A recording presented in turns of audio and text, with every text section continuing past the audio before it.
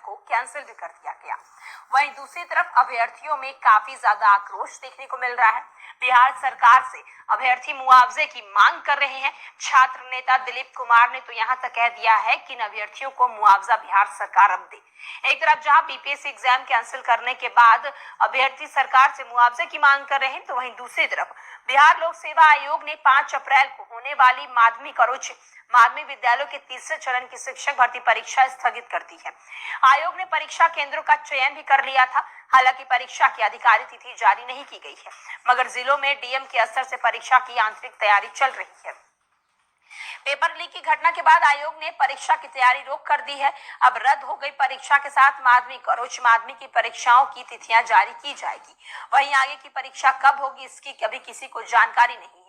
मामले की जांच के बाद परीक्षा संभव दिख रही है। चुनाव में सरकारी विद्यालय और कॉलेजों में पुलिस बल की तैनाती होती है। ऐसे में परीक्षा केंद्र मिलना भी अब मुश्किल होगा। माध्यमिक में 1,44,735 और उच्च माध्यमिक में 61,986 अभ्यर्थियों के आवेदन किए गए थे। इससे पहले 15 मार्च को हुई शिक्षक भर्ती परीक्षा का पेपर स्थगित हो चुका है। ईओयू ने अपनी जांच में पाया है कि 15 मार्च को हुई बीपीएससी TRE-3 पर पेपर कोलकाता स्थित प्रिंटिंग प्रेस से लीक हुआ था होने की बात कही जा रही है। तो इन शहरों के लोग भी इस संपर्क में थे। सिंडिकेट में यूपी के भी कई सेंटर पर शक जताया जा रहा है। ईओयू के रडार पर बीपीएससी के कई सारे अधिकारी हैं और ईओयू ने एक टोल फ्री नंबर भी जारी किया है, जो हम आपके टीवी स्क्रीन पर आपको दिखा भी रहे हैं। देखिए 0612216236 ये टोल फ्री नंबर जारी किया गया है ईडी की तरफ से, जिस पर आम लोग जानकारी दे सकते हैं। साथ ही साथ एक ईमेल आईडी भी सार्वजनिक तौर पर रखा गया है ईडी की तरफ से, जिसमें ईडी अब चाहती है कि जिनके पास भी कोई जानकारी इससे जुड़ी हो तो आम जनता भी इसको लेकर अपनी तरफ से जो दावे हैं, जानकारी है, वो ईडी के साथ साझा कर सकते। बाद में जब मुद्दा उठा, बीपीएससी के लिए मुद्दा उठा, तो बीपीएससी उसको स्वीकार नहीं रही थी।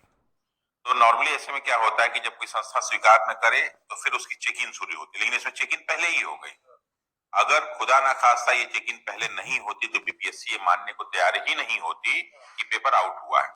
उसका एक बहुत बड़ा कारण क्या है कि जो बीपीएससी TRE-1 हुआ, TRE-2 हुआ, उसमें किसी प्रकार का प्रश्न चिन्ह नहीं उठा।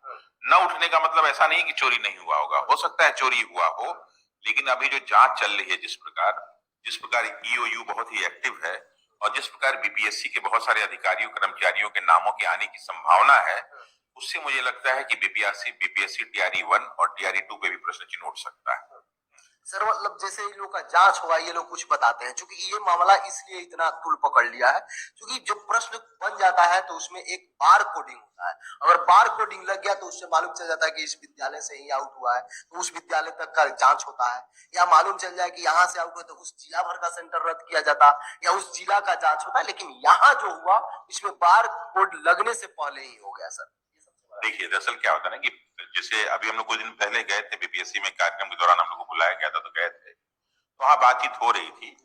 तो बातचीत में माननीय अतुल प्रसाद जी का एक तरफ से विदाई समारोह ही इस प्रकार था, तो मैं उसमें देख रहा था, सारे अधिकारी कर्मचारियों को देख रहा था, तो मुझे लग रहा था कहीं ना कहीं कुछ शंका सुबह लग रहा था। तो इसलिए कुछ लोगों ने एक प्रश्न उठाया माननीय अतुल प्रसाद जी से कि सर जब तक आप हैं तब तक तो चलिए मान लीजिए ईमानदारी से काम हो गया, क्योंकि मुझे उस समय भी जो है जानकारी ये मिलती थी कि बहुत सारे ऐसे कर्मचारी अधिकारी जिनकी संलिप्तता हो सकती थी, जिन पे किसी प्रकार का शक सुबह था, जो सूचना उनको मिलती थी उस आधार पर उन अधिकारियों का वो कार्य बदल दिया करते थे। और अधिकारी के काम बदल देते थे, उनको अलग काम में लगा देते थे, उनकी सारी चीजों को बदल देते थे ताकि वो परीक्षा से डायरेक्ट किसी तरह से रिलेटेड ना रहे, और जो भी गोपनीय चीजें थी वो अपने पास रखा करते थे। लेकिन समस्या क्या है ना कि एक अधिकारी सारी इंफॉर्मेशन को अपने पास नहीं रख सकता, बहुत सारी चीजों को अपने पास नहीं रख सकता, कहीं ना कहीं उसके सहयोगियों का साथ तो लेना ही पड़ेगा। तो उसमें शुरू से ही बीपीएससी पे प्रश्न चिन्ह उठता रहा, बीपीएससी पे नहीं हर आयोग पे प्रश्न चिन्ह उठता रहा। और ये मैं बता दूं, ये आज की घटना नहीं है, ये सैकड़ों मतलब जो है ये जो है कई वर्षों से चल रहा है।